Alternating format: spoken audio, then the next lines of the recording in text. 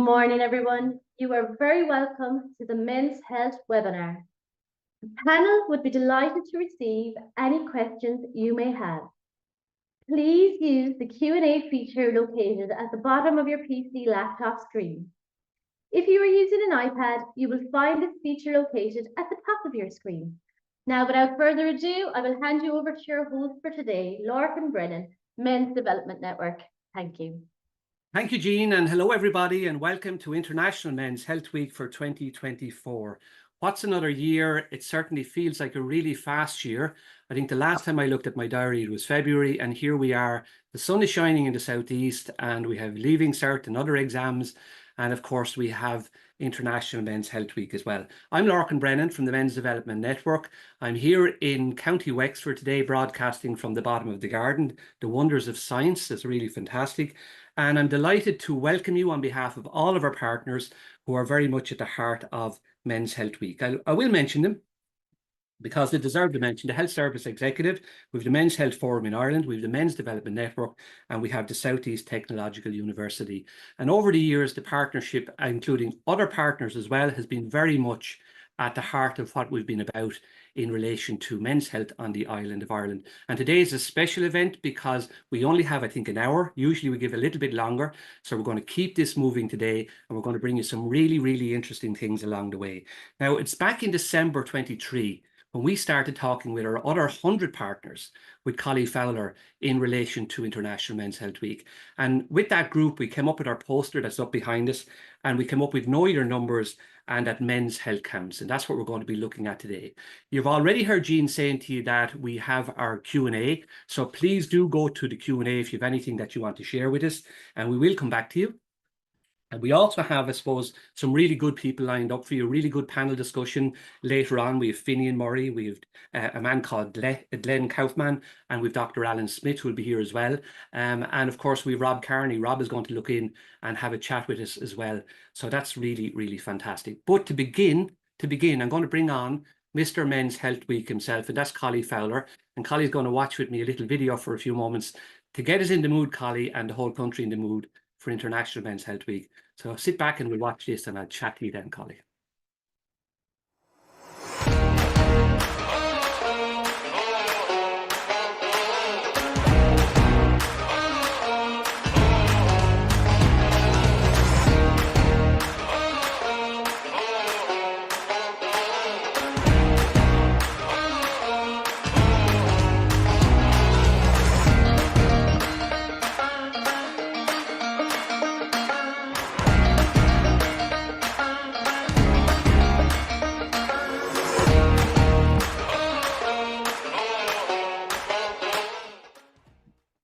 There you have it, Collie. Find out more, mhfi.org. What's another year, Collie? We're here. We only have a brief time to talk about this, but tell us about the week. Tell us about the poster. Where do people go and how do we find out more? Over to you.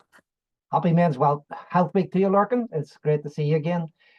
As everyone knows, today is the first day of Men's Health Week 2024, and we do have a lot of resources still available for anyone who would like them. It's never too late to start celebrating. It's never too late to start marking the week. And the best place, as you said, to go to is mhfi.org. There you will find some posters. You will find copies of the postcards, the Z cards, the Action Man booklets that we talk about later on, the Men's Health and Numbers report cards. And even if you like, there's a game to play. There's an online retro-style arcade game where you can learn all about men's health, be a secret agent for the day, and kick off Men's Health Week in a very positive way. Well, look, that's good. And as you're speaking, Jean is putting up the information there. There's going to be stuff in the bar that you can grab and go with. And that's really, really important. Collie, the poster's up behind me, but here we'll have a look at it up close. There we go. So Know Your Numbers and Men's Health Counts. Just very briefly, how do we arrive at that with our partners? Fantastic people involved in bringing all these ideas together and putting them out there. Indeed. This year, we've had the biggest number of partners ever. We've had nearly 100 organisations across the island of Ireland who have been involved and helping to shape the week. Someone, I can't even remember who it was now, came up with this idea of Know Your Numbers, because they said that in a sense, you know, there's lots of different kinds of numbers we need to know. And some men are good at numbers and some aren't. At school, I was probably the most rubbish person in the world at maths and numbers. I still am. But there's numbers that everybody needs to know. If you're the service provider, you need to know what the state of men's health in Ireland is. If you're a man yourself, you need to know your cholesterol, you need to know your blood pressure. And for all of us, we need to know those key numbers when things go wrong. So it seemed to be a great all-embracing kind of a topic that everyone could fit in underneath and find something in their work to celebrate. Well, look at mhfi.org. Still go in there. You'll see all the resources, postcards, posters. You'll see this. We'll talk about in a while too, the card that's out there as well. And of course, we have our Action Man booklet. People might be familiar with this super one-stop shop booklet. Really good booklet. They're free. They're free. You can go in and get a PDF of this. Collie, we wish you well for the week. Follow you on social media as well. We'll come back to that later on. All of that's inside. So thanks, Collie, for coming in and being with us at the start. We'll see you on the other side. Thanks very much, Lorcan. Bye. Thank you very much. Now that's Collie, mhfi.org. Please do go in. Some of it's already been put up there by Jean and you'll be able to grab it and go with it. But there's loads of other information that you can go in there for as well. Now, Dr. Noel Richardson needs very little introduction, I suppose, to lots of people who are online here today. There are many new people who have joined us today for many different reasons. But look, I want you to watch a little video for a few moments because Noel is not here with us today. He usually is, but he's away. Internationally, he's highly respected for his work on our national men's health policy, action planning, capacity building, mentoring resort. He's just a really, really good man in relation to men's health, and it does really good work. What we want to, I caught up with Noel just before he went out of the country. I think it was last Friday, and I said, Noel, will you help us frame the week, and especially in relation to the report card in knowing your numbers. And this is there online as well. Really, really good resource. Really, and we'll come back to that later on. But I just want you to sit back and let Noel bring us on a kind of an insightful conversation in relation to what you will find as a picture of health in Ireland for this year in the updated report card. So if we can roll that little video, we'll go from there. Noel, you're really good to give us your time. We really appreciate that you're here with us today. We know you're very busy in other places, so this is actually a pre-record. We won't pretend you're live, but thank you so much for coming on to be with us, and especially in relation to the webinar for this year for International Men's Health Week, where we're talking about knowing your numbers, that men's health counts. And you're on to talk with us especially about the report card. But first of all, know your numbers, men's health counts. Knowing your numbers is important. You're a researcher, you know, you're a capacity builder. I'm sure you'll agree with that. Absolutely. I think the forum has picked a really good catchphrase this year. And it's important at a couple of levels. You know, it's important for decision makers, policy makers, service providers to know, you know, what the key figures and statistics so that they can target services and programs more appropriately. It's important for men themselves to know key facts and figures about their own health, whether it's to do with cholesterol or blood pressure or how many fruit and veg they should be having per week. And men like to know the facts and figures about things, so that's important. And it's also important in terms of knowing your numbers in terms of where to go to for help if you need to. You know, if you're in a crisis situation or if you need to know just for, you know, health and support services in your local community, it's important at that level as well. So it really catches, you know, at all the different levels our attention, and I think it's a really good slogan this year. Now, the report card is a really novel idea, and it started a good few years ago. And it really, as you say, it's presented in a style that's very accessible for anybody who's interested in health or men's health. You've been part of that process of bringing this to the nation with, of course, Collie Fowler and I suppose the origins of the report card goes back to 2004 to the first Men's Health in Ireland report that the Men's Health Forum in Ireland produced. And there was a real interest in that at the time. I remember it featured on the 9 o'clock news, which took us all by surprise. It was a simple enough report, a compilation of secondary sources of data. But it spoke to a real curiosity about, you know, why was it that men died younger than women? You know, was this something that was ingrained in men's DNA, or was it something to do with culture and masculinity and, you know, behaviors that men learned? So it sparked off some interesting discussion and debate about men's health, which was really important at the time. So moving forward then, 20 years after that, the forum, to celebrate its 21st anniversary, decided to do a follow-up report, a very in-depth, detailed trends report, yeah, which captured, again, across the island of Ireland, all the key statistics in men's health. And out of that came two report cards, one for the Republic and one for the North of Ireland. And these are the very accessible documents that you talked about. They're built around infographics, very easy to read, and it distills the key kind of figures and facts about men's health. And the most recent one was just produced in the last couple of weeks for Men's Health Week this year to coincide with the theme. And that's available on the Men's Health Forum in Ireland website, mhfi.org. Now, I know that's going to be talked about across the webinar today. For yourself looking in through the window after the 4 years, or even go back over the 24 years, what stands out as positive? Are there positives in there? Certainly are. I mean, men's health is definitely improving. Life expectancy continues to increase.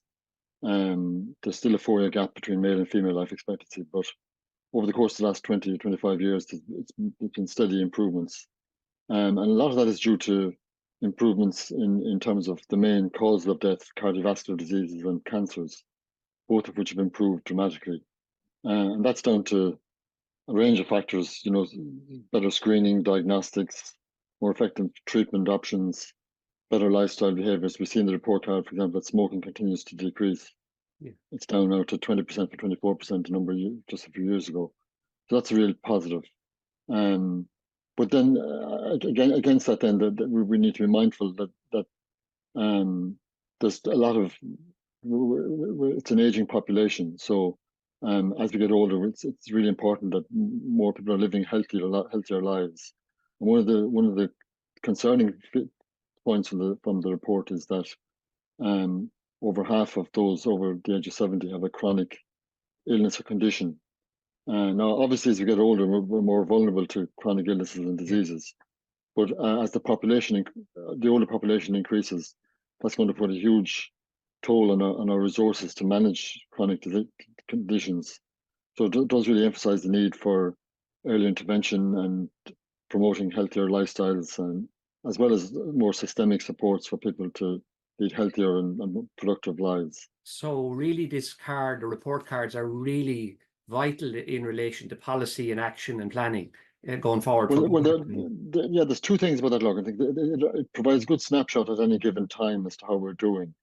But more importantly, it tracks patterns over time. So we can see if life expectancy is increasing, where are the gains being made.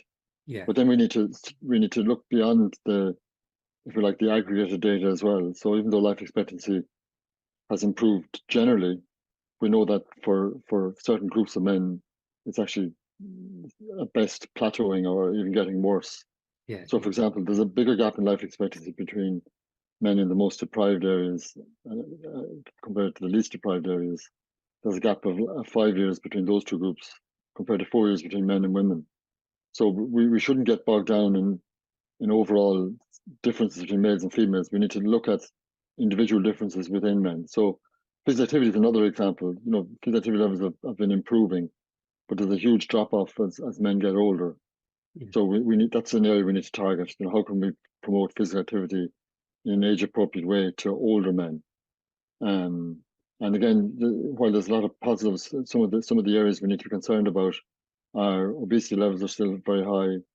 Patterns of drinking, you know, binge drinking is still very much the norm in Irish society. And I mentioned about the drop off in physical activity levels. And what's also striking is a real concern is sexually transmitted infections have increased dramatically over the recent years, and HIV levels have doubled over the last 10 or 15 years. So whilst great inroads were made in those areas a decade or more ago, you can see that complacency can set in and patterns reverse as well. So that's why the report card is so important, to keep men's health on the agenda, to keep us alive to issues of concern that are coming through that we need to be mindful of. Noel, on a week where especially we try and mark and even celebrate men's health in some way, based on the report card and some of the things you're saying to us, what is the ask then in relation to even a webinar like today? Where should we be looking? What are the ways forward that you see as being part of addressing some of those really big issues that we're talking about, and the role of partnership in that, even cross-partnership with different departments in government? How important is all of that in how we approach it? It's really, really important, Lachlan, yeah. And I mean, a lot of the work today, this session isn't about talking about specific programs, but if you look at programs like Sheds for Life or Men on the Move or Farmers of Hearts or On Firm Ground Engage program, all these are so important to target programs to specific vulnerable groups, and also with the Engage program to equip service providers with the tools to engage so-called hard-to-reach groups of men. So that's really important in terms of targeting resources to those population groups of men most in need. And allied to that, then we need to look at men not as an overall population group, but as a range of different subgroups that have different issues and that need different strategies to engage them for different health issues. So that's really important. We also need to be mindful that, you know, at a time where we have record levels of employment and the economy is booming, but not everybody is doing well, you know, so Yeah. there's still a huge problem with homelessness.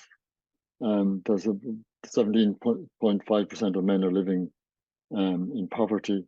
So that boom that we can assume is impacting everyone, that's not quite the case either.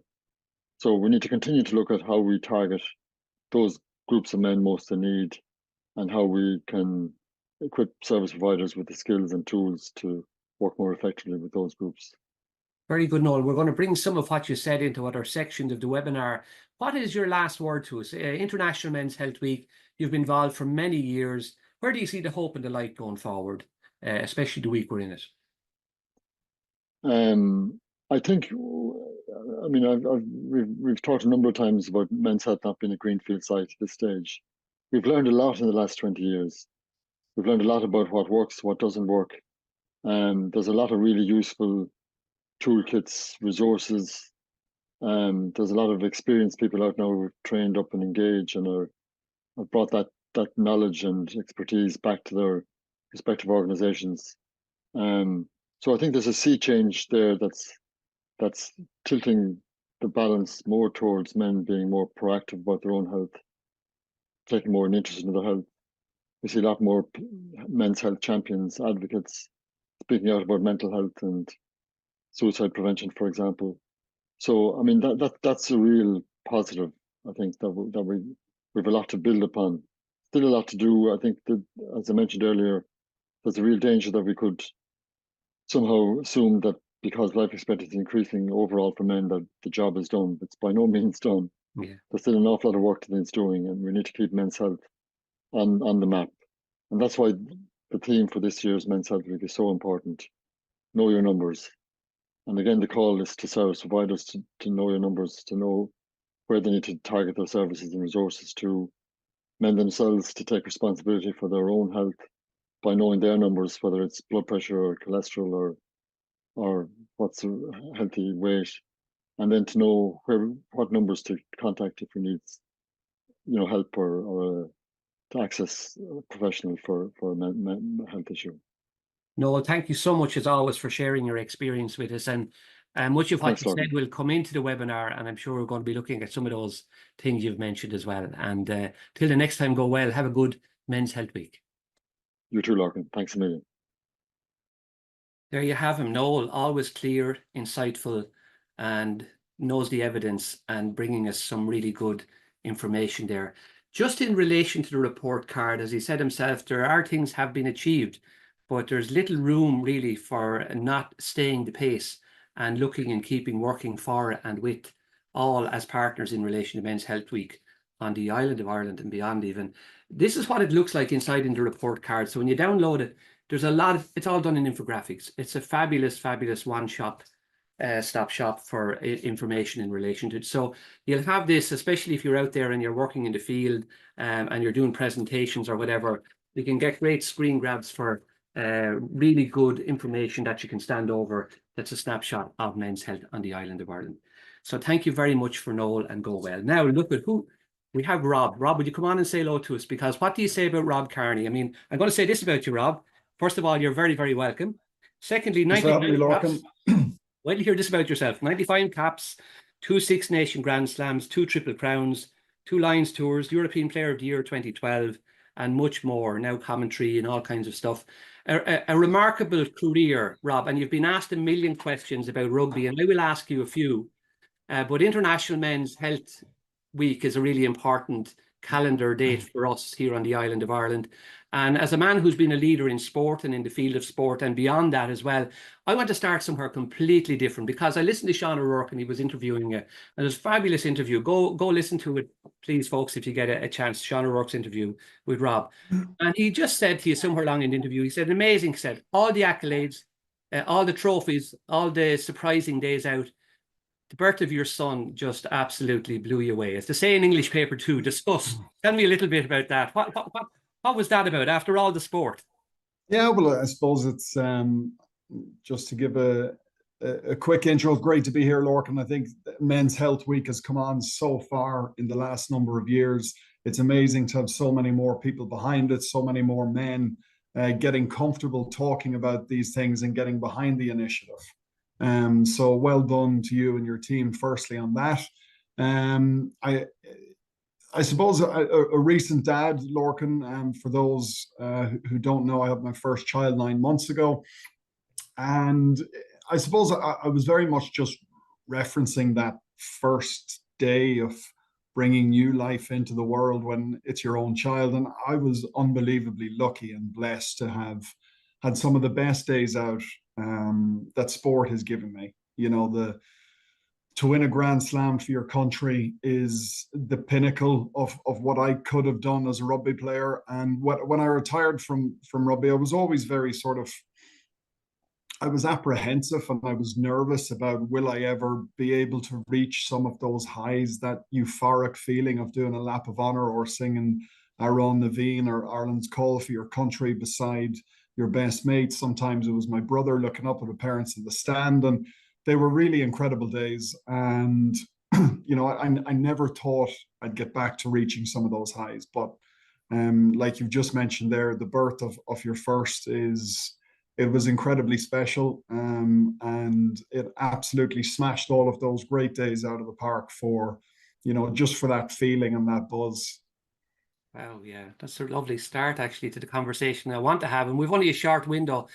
You just also mentioned it, Rob, you know, the lights go off, the stadium goes quiet, people go off back to their homes, and you step out into a new place. Transitions in men, and I'm 61, you know, thinking about transitions myself in my life. You know, what's that like? You know, can we do it by ourselves? We're inclined to do stuff by ourselves, but you were part of a team experience. How important is it even in transitions for yourself to have some kind of a team around you to find that path, to find that tribe into a new place in your life?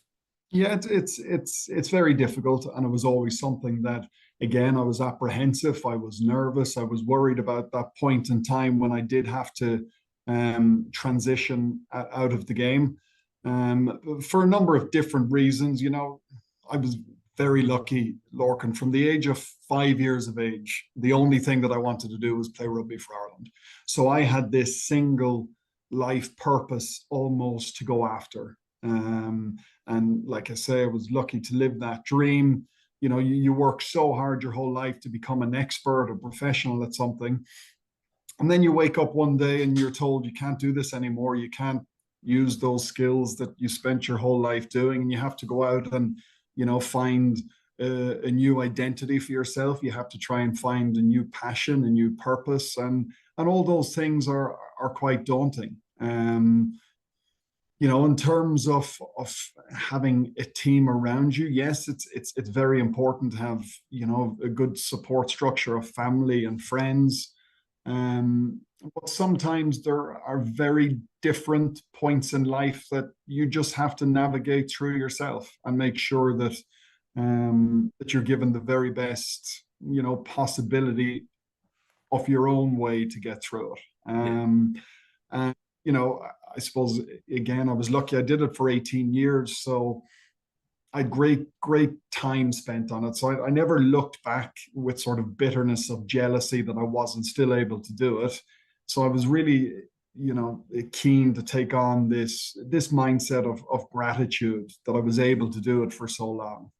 And to be thankful that I did have all of those great days. You know, the next most important thing that I tried to do with myself was just to be kind and to be patient with myself.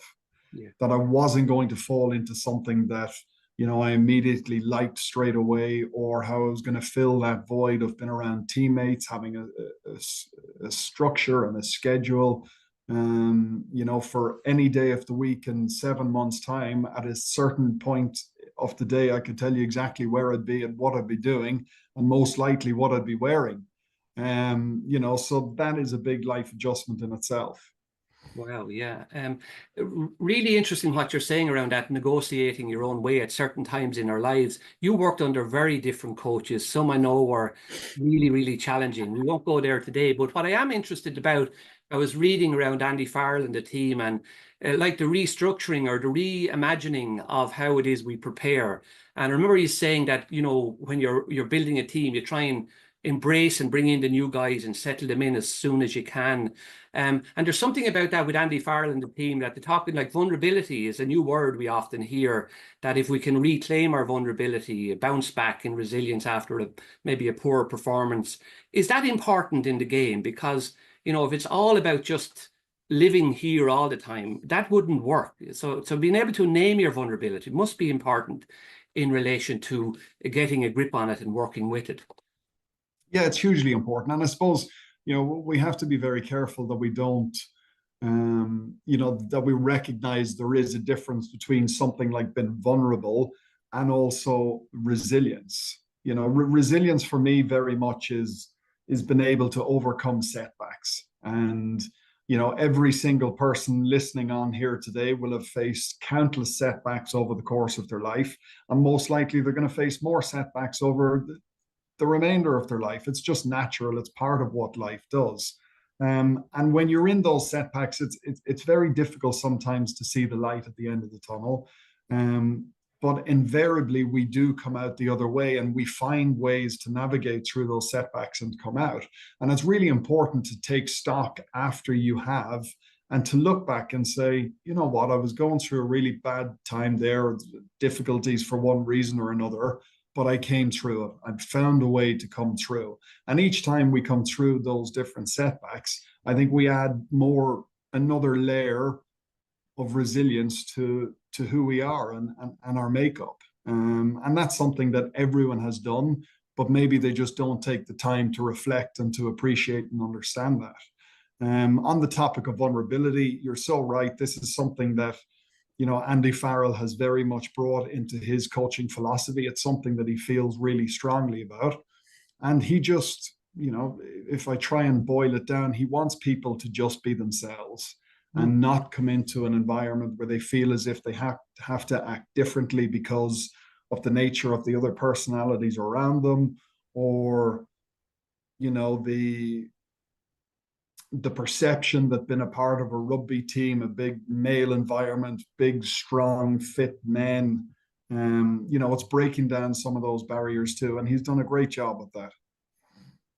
Can I ask you this, because it's kind of linked to that last question? The late Tony O'Reilly, who left us recently, he said somewhere in a biography I read about him a long time ago that everything he needed to know about business and life, he learned it in sport.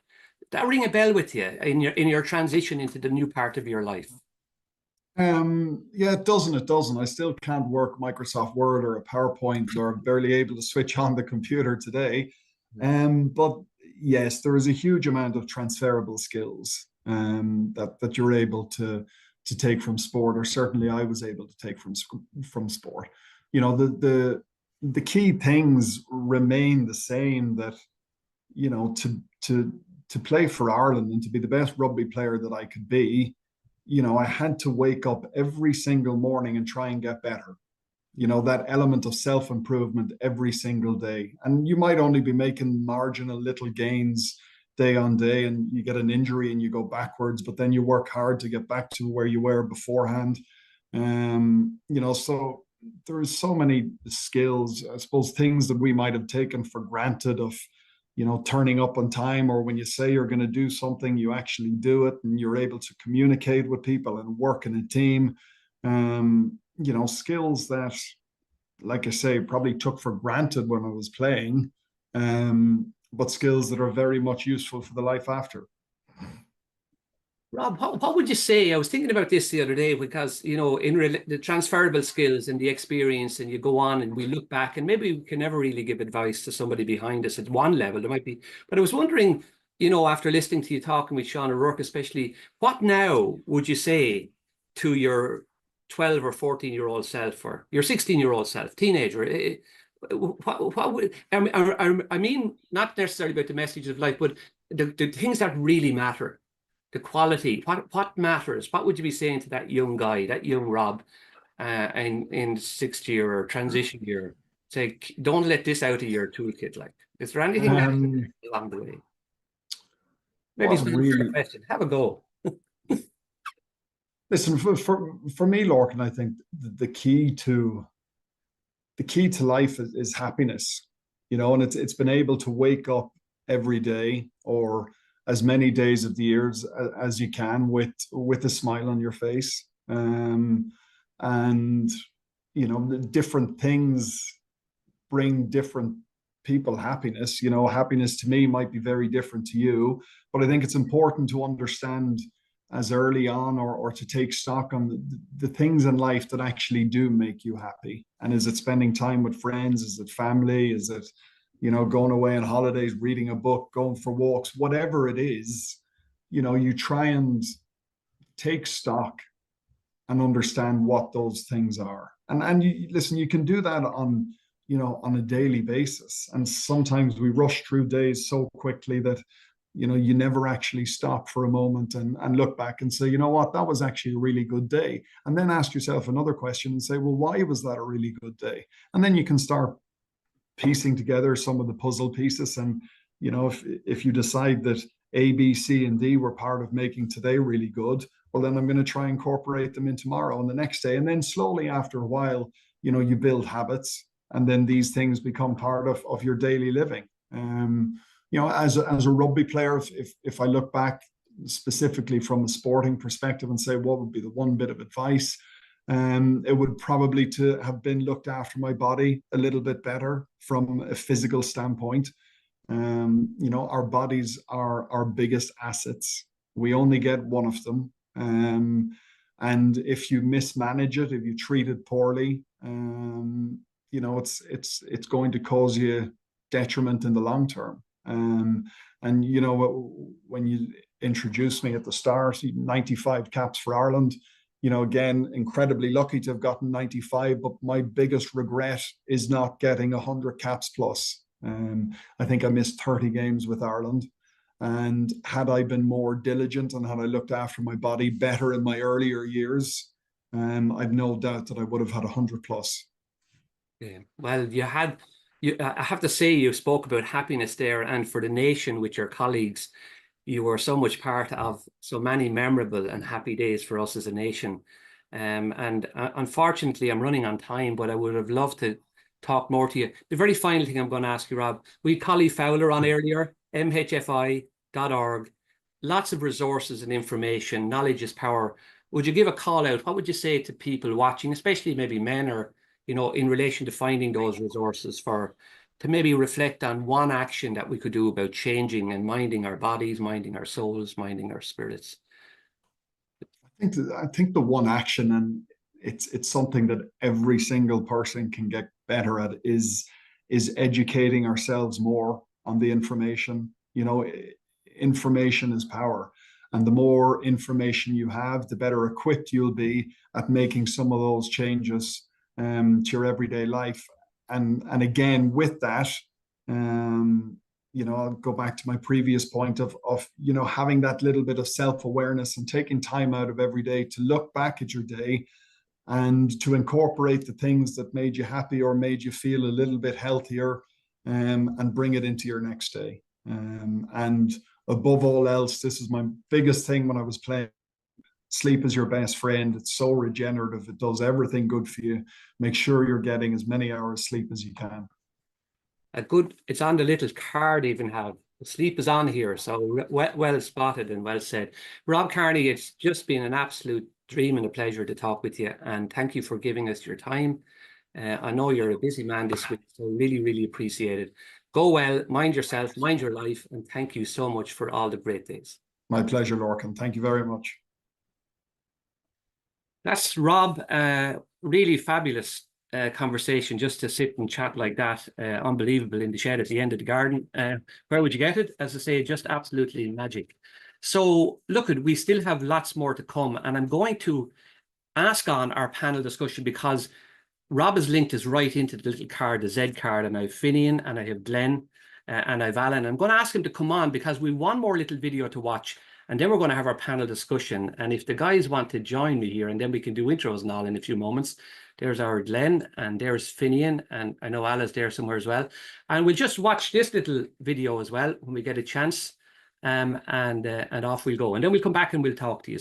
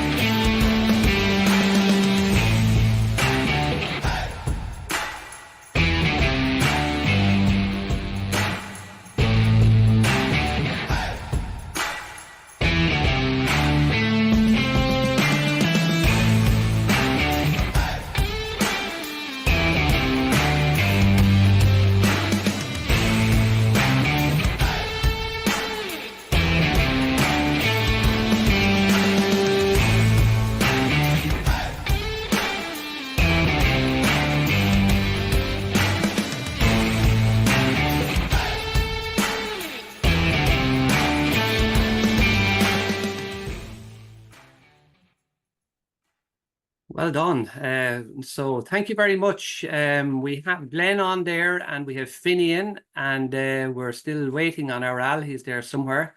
And Rob is still there with us as well in the background. So can we begin by just asking some questions, folks? We want to ask you this first. Can I introduce you first? That'd be a really good plan to do, wouldn't it, first of all? So we have Glenn on as well there from Glenn. I had a chat with only a couple of weeks ago, and Glenn, you're more than welcome. You're very much part of the Para Bowls experience internationally, and you're pushing to have them become an Olympic sport, which is fabulous. And you also, as I say, really are very interested in men and how, I suppose, especially we make those transitions in sport as we go along the way. I know as well you were attracted to lawn bowls, especially in more recent years, because of a childhood stroke which left you with certain disabilities. So I really appreciate you being here, and lovely chatting to you the other day. Finian Murray needs probably little enough introduction, very much part of the HSE, and has been working with us over the years in so many different ways in relation to training on the island of Ireland. And then we've Dr. Alan Smith, who's a consultant in public health medicine, the health service executive, experienced chief pharmacist delivering healthcare services. And I know, Alan, you're really, really passionate, especially about screening. So you're going to talk to us about that here as well. And I think, Rob, are you going to stay with us as well, maybe? If you're there in the background, I can see you. Sure am. Lorcan's still here. Thank you very much. That's really, really good. So can I start with Finian? Because Rob, just before we finished up there, Finian, was talking about the Z card. Just a quick call out to you. Yes. And, say a little bit about the card, because Rob had mentioned especially the 8 hour sleep, which is really important to get. Yeah. Now, the idea for the card came from the HSE card originally, which was called Know Your Numbers. And we decided to do for Men's Health Week this year, because the focus was on men's numbers, we decided to bring out a Men's Health Z card for the men, and it's for the island of Ireland. So it's a little bit different than the Healthy Ireland one in that it covers the whole island. And it's basically just goes through the key numbers that men need to know. For example, there's a 4-year life expectancy difference between the life expectancy for men and women. And Rob made a great point earlier. He was saying that, you know, you should always get enough sleep. And one of the panels on the Z card is that we all need 8 hours sleep every night, and to work 7 to 8. So if you could work to achieve that. But there are other numbers there. For example, just keep an eye on your blood pressure, which should be 120/80. That your cholesterol should be less than 5. That your waist should be less than or equal to 37 inches or 94 centimeters. And also there's a lovely panel here called, the 5 ways to health and well-being. So take 5, in other words, to connect with the people around you, be active, take notice of what's around you, give, which is very good for your health, and also keep learning, that life is about lifelong learning. And there are some numbers there then for support services on the card. So it's a tiny little card, as you say, and it fits into your wallet. It fits into your wallet like that there, and it has the same cover as the Action Man booklet. So it's part of the same branding there as well. So it's just a nice little thing to have that you can call on whenever you need it. So. Very good, very good. And Glenn, just for yourself, knowing your numbers is really important in the bowls. Your own interest, Glenn, especially, we were talking with Rob just before we came on here, and we were talking about those transitions. And men, sometimes we get lost along the way in relation to maybe a sport that could suit us at one stage of our life, but is no longer applies to maybe where we are. Can you say a little bit about that for yourself? Because that's been at the part of the magic of your own life and rediscovery of staying active. Absolutely. One of the things that you may be able to tell from the accent, I'm not Irish. I came from America about a dozen years ago, and I had never heard of lawn bowls. And in the States, the Paralympics is not very well known. We have Special Olympics, and they're getting more into Paralympics now. But until I got here, I hadn't really even considered sport as a big part of my life. But actually, as I've gotten older, I've been aware that I need to do more to be flexible and to have some muscle mass and things like that. And so I've transitioned into sport in kind of later life. And it's funny, in bowls, everyone thinks of it as, that sport that their nan, their older uncle plays, that kind of stuff. But it's really, it's a good sport for people of all ages because it's low impact. It's not strength or stamina based. It's about flexibility and strategy. And you can move into it and still be competitive throughout your life. It's funny the number of people I know who are like, well, when I finish playing 5-a-side or tennis and I'm done with sport, then I'll take up bowls, or then I'll take up golf. There's this hierarchy of the active sports and the inactive stuff you do later in life, but it's just as important to stay active later in life and to sort of think about that and plan in advance to, maybe if I have, and it's not just people as they get older, it's like if you have a back injury or you lose flexibility or mobility for whatever reason, having a plan to, I'm going to take up something so that I stay active regardless of whatever issues you might have physically as you age.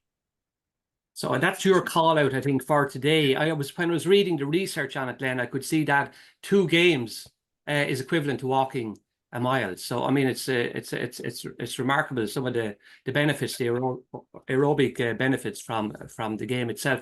Alan, you're there with me as well, and I just want to ask Alan, because I know we talked about this before we came on, and we were saying that 40%, Alan, in relation to screening in men, and it's again, Rob was saying earlier on about recognizing that sometimes we need to stop and take action.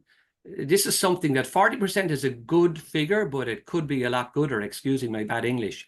We'd like to do something about that. Say a little bit about that for the bowel screening, because I had it myself. I went for it and I wasn't sure what it was, but I must say it certainly was non-intrusive, and I was able to get it followed up on, Well, good to hear that, Lorcan. Yes, you're right. Bowel screen is probably not as well known as, say, breast check, which obviously targets women, but bowel screen is our national cancer screening program for bowel cancer, and it's obviously it's a unisex cancer, if I can describe it like that. But it's the second most common cancer, excluding the skin cancers affecting men. Number of deaths a year, about 1,000, probably split out 600 men, 400 women, something like that.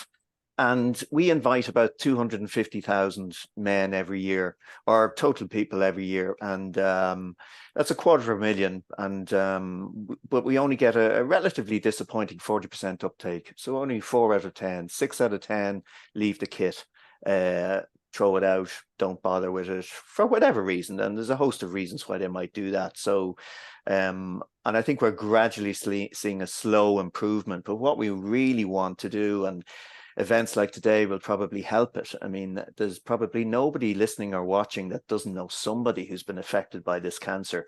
And we need to get that participation and uptake rate up over 50%. That's an achievement, and it's very doable.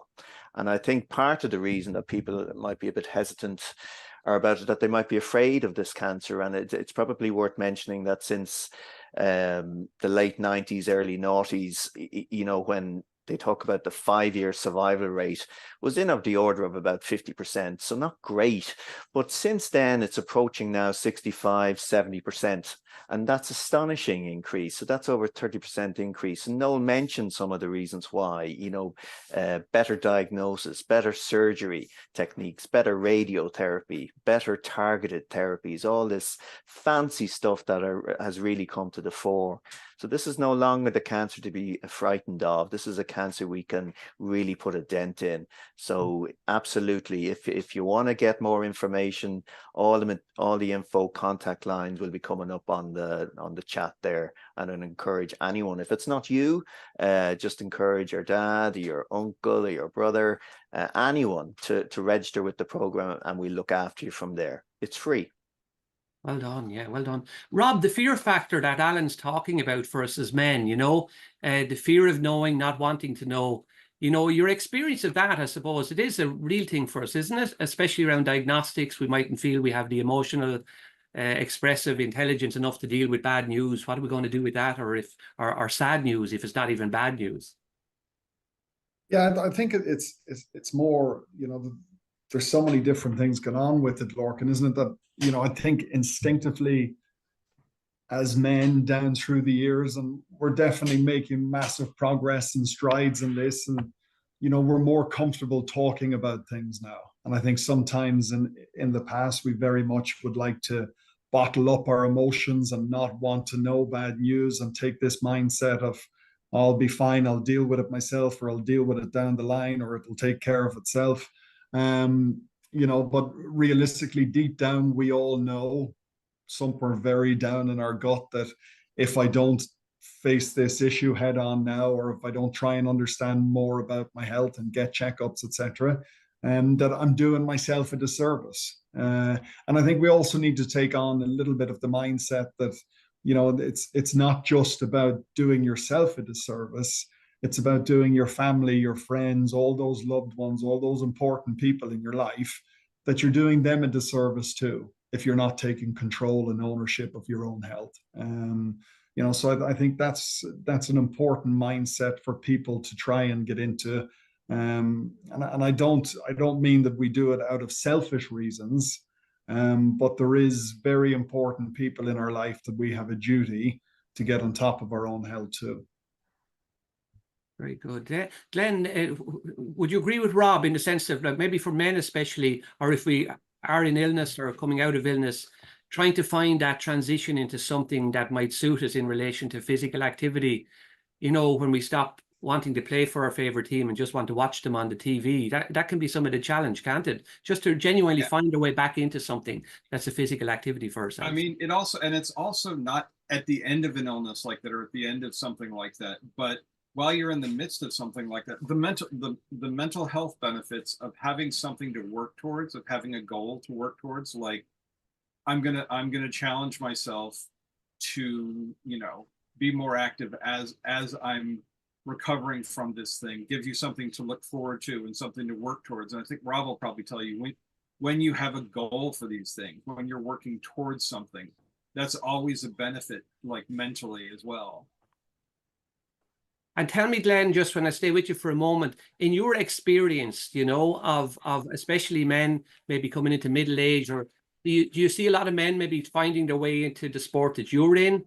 Or, you know, do you bump into that challenge yourself with them saying, oh, look, I don't do activities anymore like that, you know? There is that. And there's also, there's a camaraderie thing with it as well. People tend to pick it up a lot easier if they come with somebody. So like finding a sport that you can do with your mates. I mean, that's another part of it, is there's a lot of camaraderie in the younger sports and things. But if you're going to try something new, maybe come out with a friend And in lawn bowls, it's great because we don't just have singles matches, we have doubles, triples, fours. So if you come out with a friend, you've got a guaranteed, partner to play with in competitions right then. And you also can encourage each other and help each other, come out and meet people. But if you want to come out alone, that's good too. But these things are always seem to be easier if you do it with a friend. So, making transitions like that is always a little easier, I think. Okay, and more sustainable if you do it, I suppose, with somebody as well. You're more easier to stay doing it. Alan, can I ask you, we've such a short window for this part of the day, but I really do want to get this call out. Rob has said, like, events like this week and especially like today are a really good opportunity for the call out. What more can we do, for example, in relation to something like, the bowel screening or the retina eye screening? What can we do? Is there something we're missing maybe for men that we might be able to do that would say, look, at people would come and take that and make that 40%, at least 50. Yeah, I think we've all spoken about it in some way. It's information is king, and I think if you're curious about it or you want to know a little bit more, just find the resources, go to the resources that are widely available and learn a little bit more. I mean, I like the whole Action Man manual and that concept. And we have our own, mission if you choose to accept it. There's a nice sort of video there for people to look at it if people want to listen a little bit more about what the bowel screening program is. And it's very easy to do. So definitely go to the resources that are there. Definitely register, and if you're not sure, give us a call, get in contact with us, and we'll give you more information if you need it. I suppose I can't go without mentioning the chronic diseases that are appearing. As we all live a little bit longer, it's diseases like diabetes that will come to the fore as well. And it's not a cancer screening program, but diabetic retina screens diabetic patients for eye disease. And that's one of the difficulties that diabetic patients run into. And we're all seeing the numbers go up in relation to diabetes, and that's to do with lifestyle partially as well, some environmental changes. But again, it's information that's available there on our website. We'd encourage people to register again. There's 250,000 roughly again of diabetic patients out there, and probably quite a number more who remain undiagnosed. So it'd be important to get that checked out as well. I think we treat our bodies, Rob was alluding to it earlier, we need to treat our bodies a little bit better, almost as good as our NCT. We take our bodies once a year to a GP or get checked out and deal with whatever comes up. And it's never as bad as your mind tells you it's going to be. That's we always go to the worst place possible. But as I said, I think let's build on the Andy Farrell mentality and embrace that vulnerability that we all have. We're not perfect. We're not going to be healthy all our lives. Let's open up to that and treat our bodies as we treat our cars. Well done, Alan. Rob, just coming off the back of that, I mean, I'm sure people watching were surprised when you talked about, your younger self and maybe treating the body differently, is there a call out you would have for men nationally, internationally, even saying in relation to, how we can mind ourselves better and why that's so important, especially when this is the week that counts, men's health counts. Yeah, it is. And it comes back to, a point I made earlier, just about building good habits. And, the great thing about habits is, I think it only takes 2 weeks to incorporate a habit into your daily life, that it's something then you begin to get used to and it becomes a part of your everyday life. And the other thing is that little bit of exercise, be it a walk, a run, whatever it is, people have different levels of mobility, and exercise to one person is very different to the next. But the endorphin release that you get from exercise is enormous. And I think that's one thing that, people sometimes disregard a little bit is how after a little bit of exercise, you do feel better. You feel physically better, mentally you feel better. And then I suppose, not to repeat myself, but going back and asking yourself, okay, well, how do I feel after that bit of exercise? Yeah, I feel really good. I'm going to try and do it again tomorrow. And then 2 weeks later, hopefully it becomes a part of your everyday life. Len, I'm going to come back to you for just before I finish with Finney, and we're running on time here, but your call out just for those men who are out there, yeah, like Rob was saying, bringing that thing into your life, keeping it in. What is your call out to the men of Ireland, especially in relation to finding that new place where maybe they could mind themselves?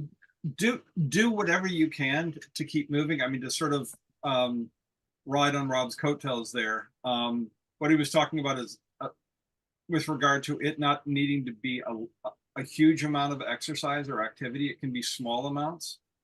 There's a study a number of years ago on these places around the world called blue zones, where people regularly live beyond 100 years of age. And what they found is that these people aren't running marathons.